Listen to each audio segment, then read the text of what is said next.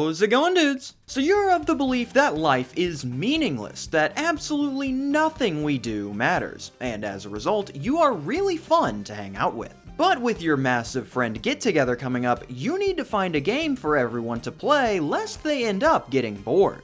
So you go online, dig around for a bit, and find something that absolutely shatters your entire worldview. Because no matter how little you believe in anything, nothing could prepare you for the sheer uselessness that is a pointless board game. Pointless board games are exceedingly rare, because in order for a game to be considered pointless, it has to legitimately hold zero value in the space it occupies. And this is incredibly difficult to achieve, as in order to do this, you'll need to have no innovations, no interesting ideas, and practically no unique elements to speak of. It is easier to have one of these accidentally than to have none at all. Let me use Monopoly and its offshoots here to showcase what I mean. Monopoly Cheaters Edition. Not a great title, somehow fails at implementing cheating into a cheating game. Not pointless, because it presents a new spin on the Monopoly gameplay. Monopoly Deluxe Edition. Literally the same game as Monopoly. No gameplay changes at all.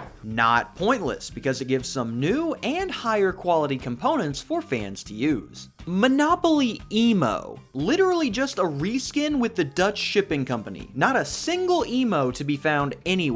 Not pointless, because it was given out to employees to celebrate the company and would be cool to own if you are a fan. Do you see how hard this is to do? In order to qualify, you legitimately need to be a complete waste of space. And I've got 6 games here that have aimed to do just that. These are the only games that I could find anywhere that people have deemed to be utterly pointless. So we're going to take a look at all 6 to see if they can meet the requirements needed to achieve that distinguished title. What better way to start this all off than one of the most famous examples of a company losing the plot, Words with Friends, the board game. Oh, we're in for a real treat with this group. Ugh. Words with Friends, the board game is the 2012 title that brings the popular mobile game off of your phone and onto the table, finally giving your kids a chance to stop staring down at words and start staring down at words. My neck pain, it's healed! The Words with Friends game comes packaged with 1 Scrabble, 1 Words with Friends game board, 104 Scrabble, Words letter tiles, and the iconic Scrabble tile holders.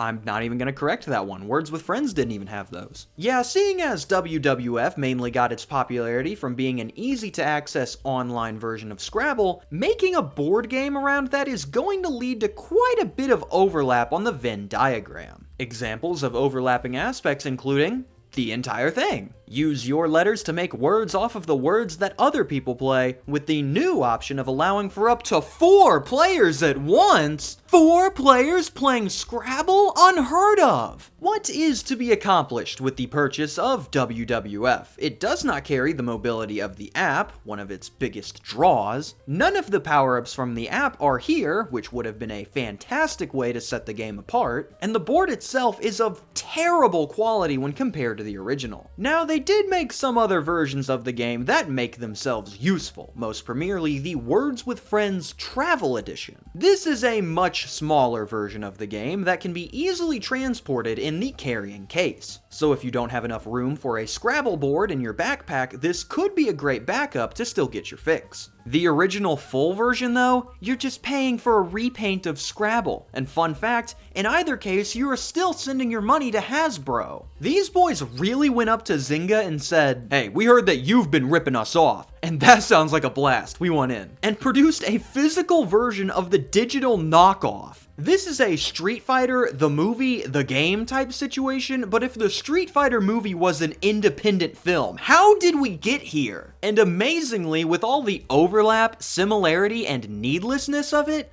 I don't think this game qualifies as pointless. Despite how the app is nearly identical to the original, there are some key differences between the two that got carried over to the board game that sets it apart ever so slightly. For example, the layout of the board is different, shuffling around the locations of the various bonus spaces, which will produce different results. The tiles themselves are different too, carrying a glossy window-like look that is absolutely stellar. These are some phenomenal tiles. And most importantly, Words with Friends uses a different dictionary than Scrabble, being much more lenient with the words that you are allowed to play, which is why this joker was allowed to get away with playing Joe. Not even bananagrams will let you do that. Total anarchy over here. As a result, the components and gameplay differs just enough to give you a smidgen of a different experience, meaning that this game is not pointless, just extremely redundant. That should show you just how hard it is for a game to earn this title. As if Scrabble, the video game, the board game, wasn't able to do it, then you've really got to put in the work to join the club.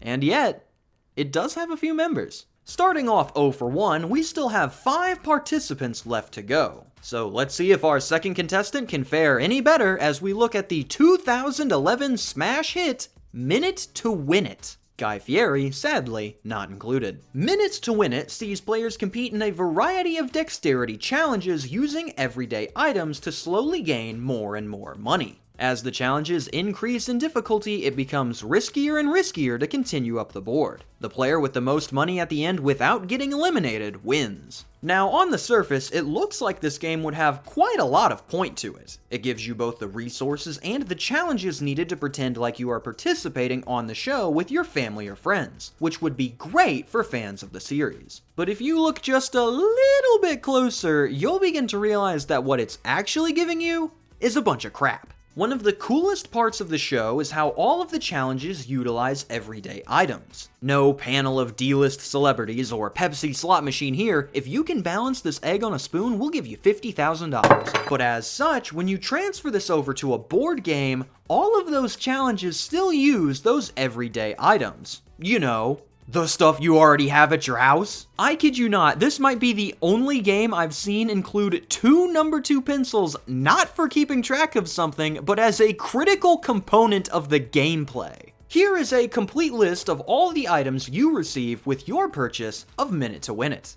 A tower with a clip on it, 2 unsharpened number 2 pencils, 2 colorful feathers, a fake banana with a string attached, 1 minute glass, 2 plastic eggs, 10 marbles, 9 ping pong balls, and 1 box to hold said ping pong balls. That's it. The bucket version of the game is somehow even worse. Here you get 10 ping pong balls, 4 colorful feathers, a tissue box, an assortment of colorful balloons, and solo cups? At least with the other one, you'd have to construct the banana with the string on it. You can just get all this crap straight from the Dollar Tree. But okay, you can get all the components elsewhere for cheaper, sure. But there is one thing included that you can't just get from the store. The assortment of various challenges that are ripped straight from the show. These are some of the exact games that the contestants play on the program. So having those at your fingertips really helps to sell that this isn't 60-second success with Mom. This is Minute to Win It with Guy Fieri. I just rocked the house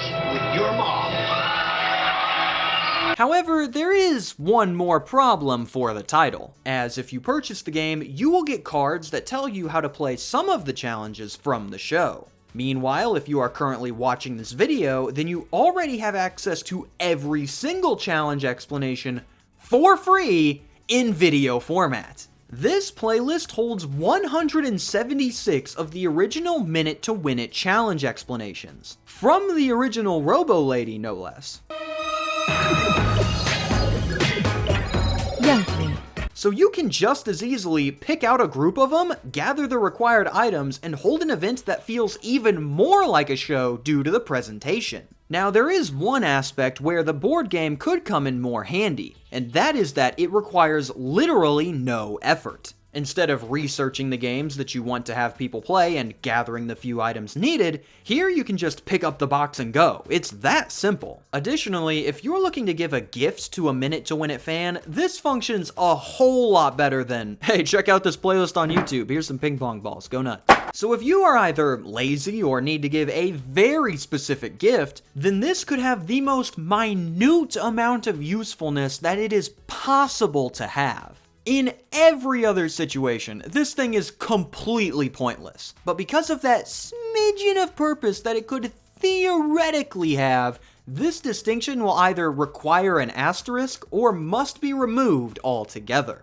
A purchasable game that is worse than playing with the things that you already own couldn't even make it 100% in. So you know you are in for a treat when I tell you that these remaining 4 games, they all clear. Straight certified pointless from here on out, all 4 being distinguished members with no asterisk and no confusion. They are in. So let's go ahead and meet our very first member, a game well familiar to the inhabitants of a certain region of these United States, the card game Euchre. As a Midwesterner, Euchre is one of my favorite card games, and is a shining example of the hard-to-learn, easy-to-play genre. If you know how to play Euchre, you can sit there rattling off hand after hand while holding a conversation with someone else, no problem. If you don't know how to play, you can sit there locked into the proceedings of the table and nay have a single clue of anything that's going on. The only way you're finding a clue is by shadowing someone who is playing while they explain things to you like it's a gosh dang internship. Trying to teach people with only words is practically impossible. Actually, that might make for a good Patreon video. That sounds like a pretty fun challenge. But regardless of the weird learning curve, fans of the game are likely very confused as to the game's appearance here. The game is not only unique, but really fun to play in a group setting, and can even be played competitively. It's about as far away from pointless as you can possibly get. And I would have to agree. As I said, Euchre is one of my favorite games that utilize a deck of cards. But that detail is what will lead us to the true culprit of this section, as anyone that's played the game will know that you do not utilize the full deck while playing.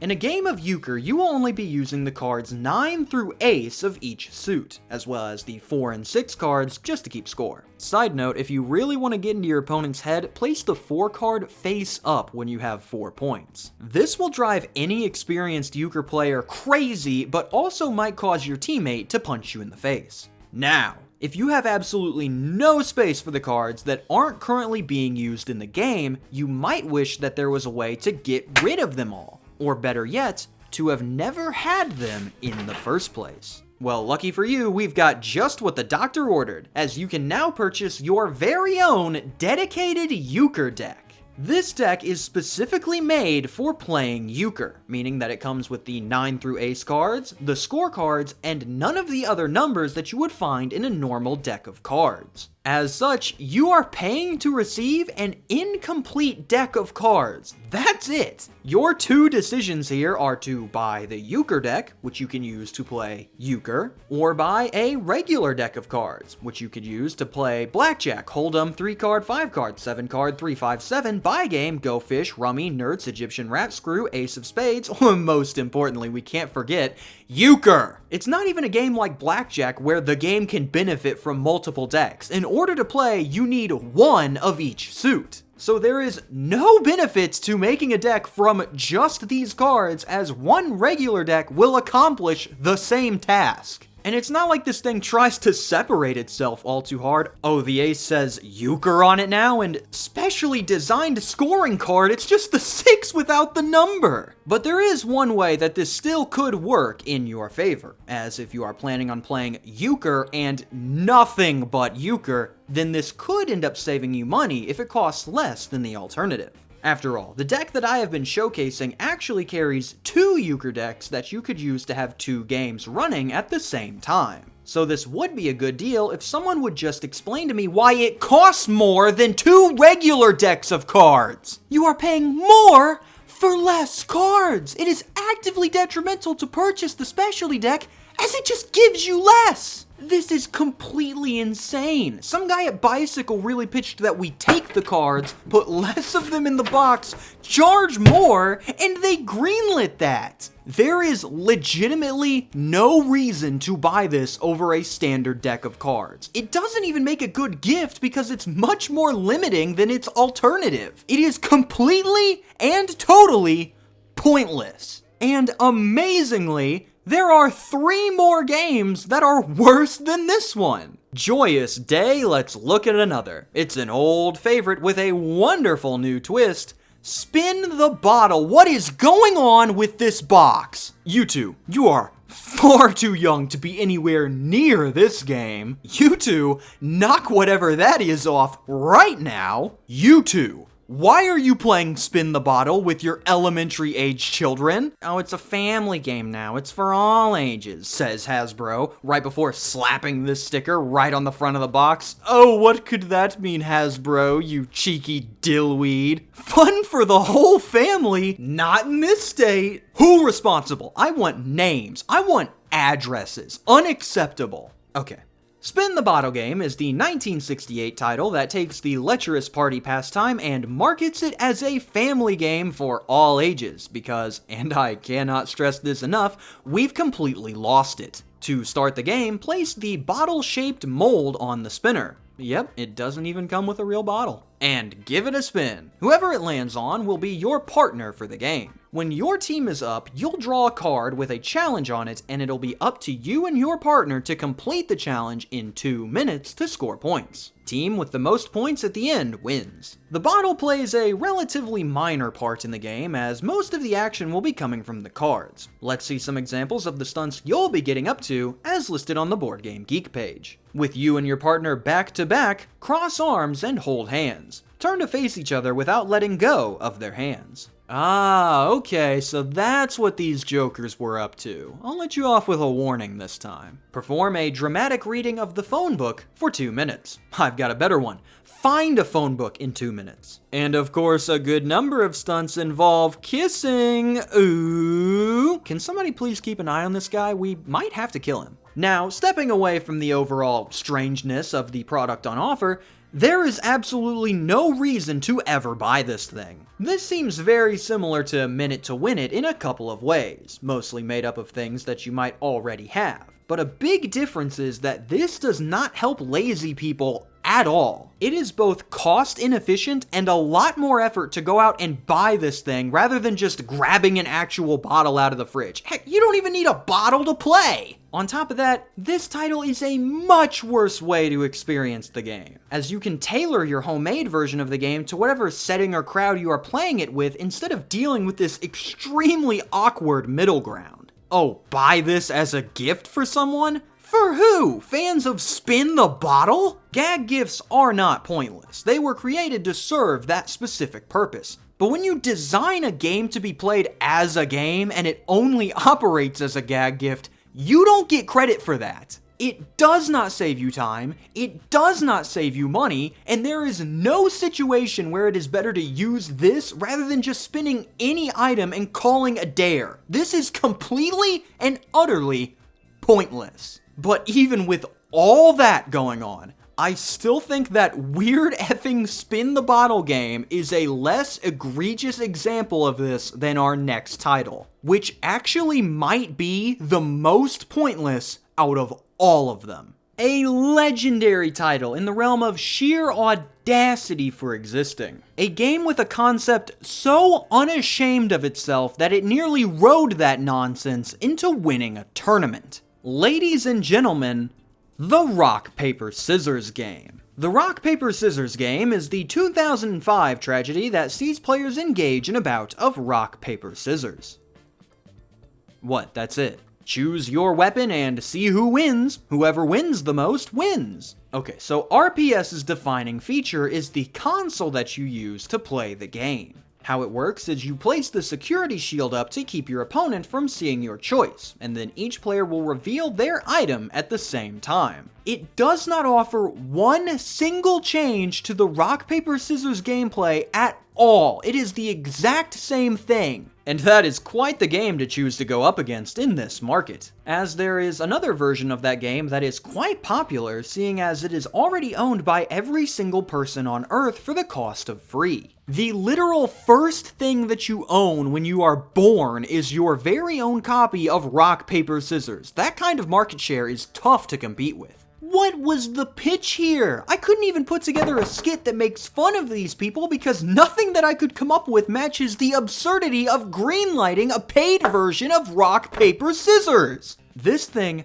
I kid you not, finished second in the worst board game of all time tournament, only losing out at the very end to an actual crime. And part of the reason that it made it so far was because all throughout the month-long tournament proceedings, we failed to come up with even a single reason that you would ever need to use this thing. Our first idea was that it could be used to prevent cheating. Since your opponent can't see through the selection shield, they can't react to your hand movements to figure out what you're gonna pick. This line of thinking quickly fell apart when we realized that you can just make your pick behind your back and then show at the same time. We then advanced to the logical next step that the score counter might be useful for those without the ability to count. This also didn't work, as you can just mark off your wins on a piece of paper in much the same way. So our very last attempt was that the console could be useful as a disability aid for those who can't play the game normally. And we thought that we had ourselves a winner there, until you start to think about how little you need to actually play rock, paper, scissors.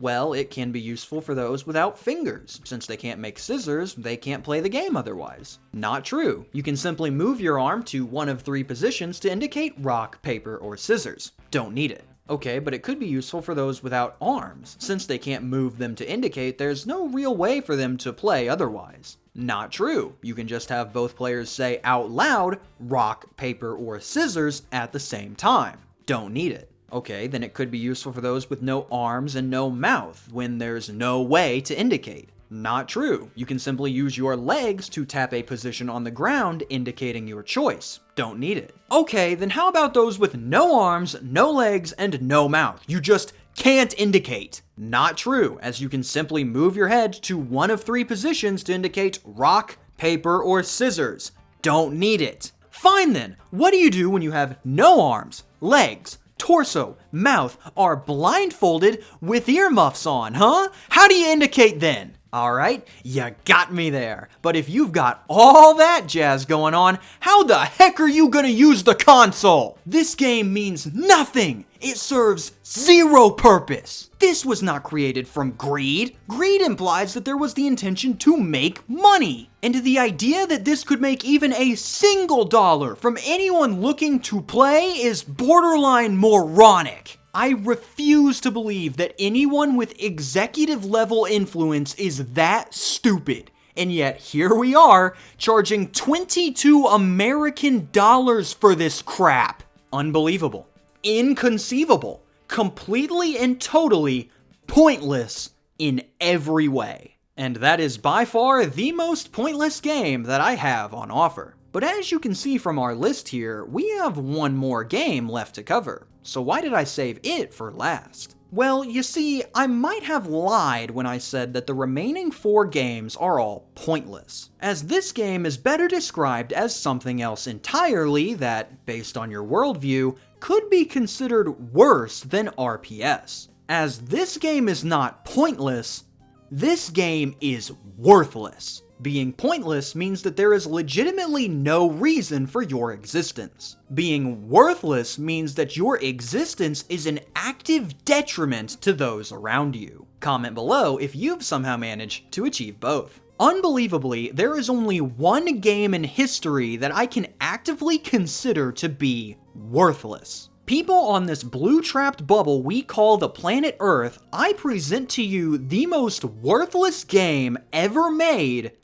BreaKey. You know it's a good one when the best description of it is the game about creating waste and setting money on fire. The game asks you, what if a pog could die? BreaKey is the 2003 collectible key game published by Upper Deck, sports card manufacturer and the geniuses behind the failed TCG SpongeBob SquarePants Deep Sea Duel. Their connection to the sporting world will become very important later. In order to play BreaKey, you need to purchase a starter pack, or a couple of boosters if none of those are available, so that you have the necessary keys to play. Each key will come with their own little named character and various rarities to get attached to, and you will lay out all of your available keys on the table in order to get ready for the draft. In a snake draft format, each player will select 5 keys to represent them, before removing any remaining keys from the board. Each key will then do battle with the key across from it, and losing keys are removed until only one player has keys remaining.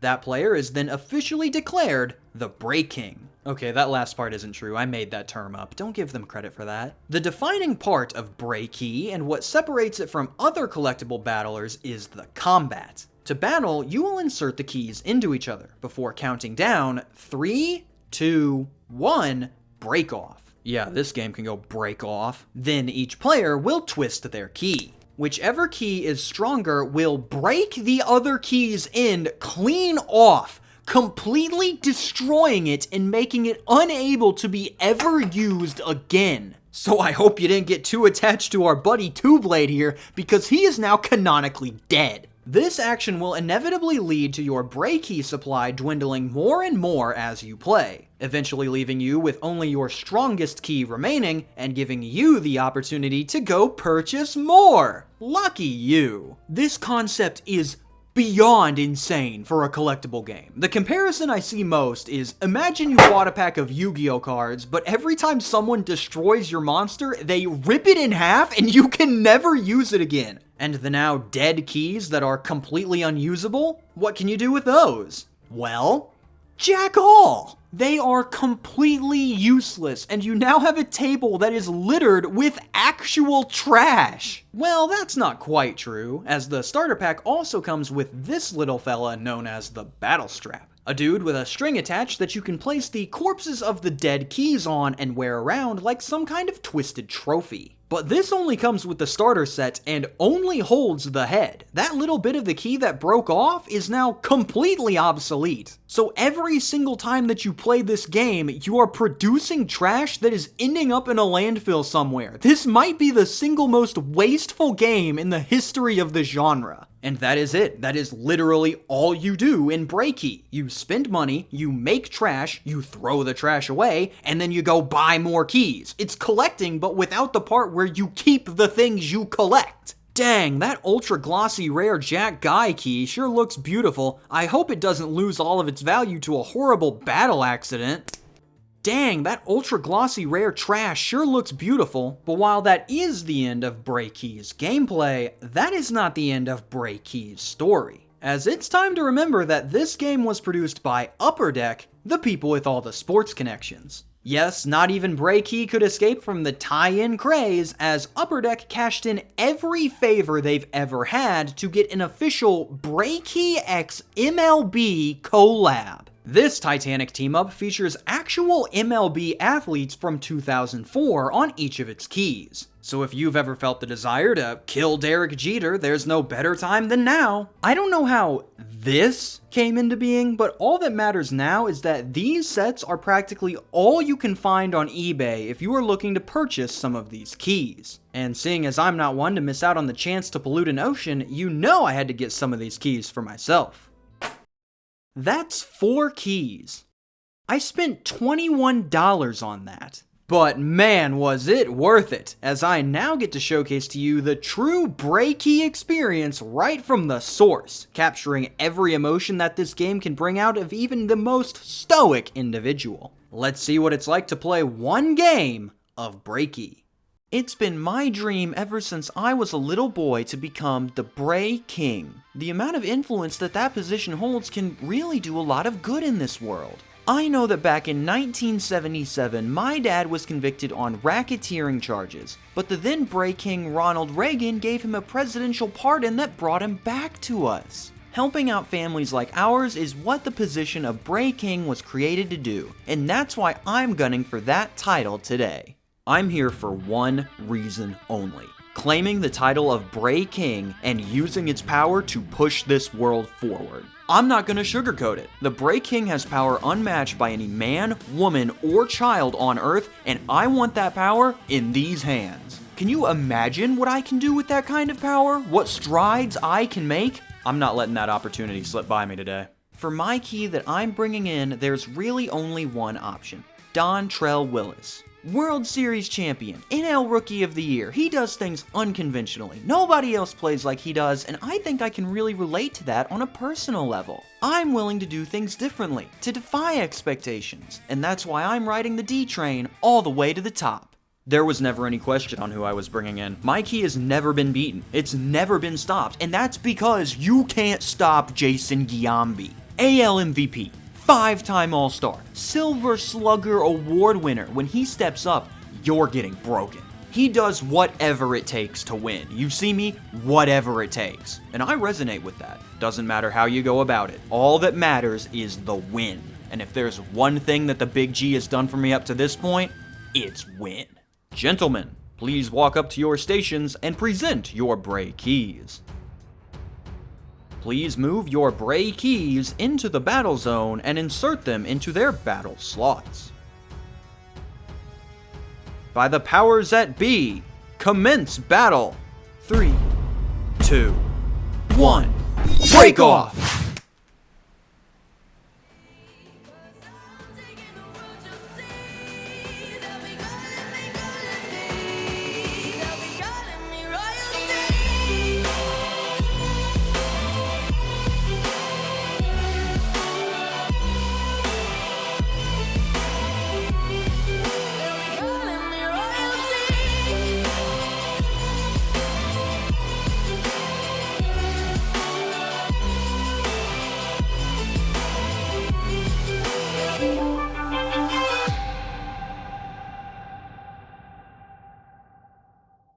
And that's the average game of BreaKey. Yes, it will happen exactly like that every single time without fail. You know, from getting to experience all of the emotion and the drama that just played out, this game would be absolutely incredible as the subject of a standalone television program. Said exactly no one in the entire history of the planet. And thank goodness too, as it would only take one completely delusional television executive to greenlight that program and enter it into production to be aired to a widespread audience. So it's a good thing that that sentence was never uttered.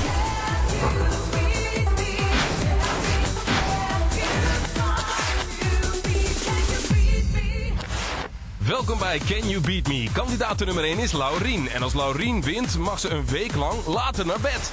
Dit is Marla. En als Marla wint, mag ze heel veel pannenkoeken eten. We beginnen met battle nummer 1. Onze kandidaten betreden de arena en steken de BreaKeys in elkaar. Ze zijn allebei een beetje zenuwachtig. Wie gaat er winnen? 3, 2, 1, go! Ai, dat is jammer voor Marla. Laurien zien we zo meteen terug in de dagfinale.